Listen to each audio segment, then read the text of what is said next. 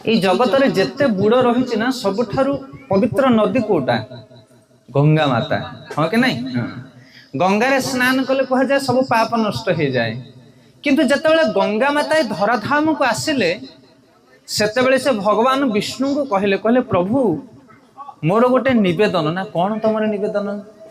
ନା ମୁଁ ଗଙ୍ଗା ଯେତେବେଳେ ବହିବି ଶଶାଗରା ଧରା ଉପରେ ସେତେବେଳେ ଅନେକ ଲୋକମାନେ ବହୁ ପ୍ରକାର ପାପ କରିକି ଆସିକି ମୋ ନଦୀରେ ସ୍ନାନ କରିବେ, ଆଉ ସବୁ ପାପ ଯାକ ଆଣିକି ମୋ ନଦୀରେ କଣ କରିବେ? ମିଶେଇ ଦେବେ, ହଁ କି ନାଇଁ? ତ ମୋର ଯୋଉ ପାପ ଏକାଠି ହବ ମୋ ଭିତରେ ସବୁ ସେଇ ପାପ କେମିତି ନଷ୍ଟ ହବ? କାହାକୁ କହିଲେ? ବିଷ୍ଣୁଙ୍କୁ ପଚାରୁଛନ୍ତି ଗଙ୍ଗା ମାତା। ତାପରେ ଭଗବାନ ବିଷ୍ଣୁ କଣ କହିଲେ?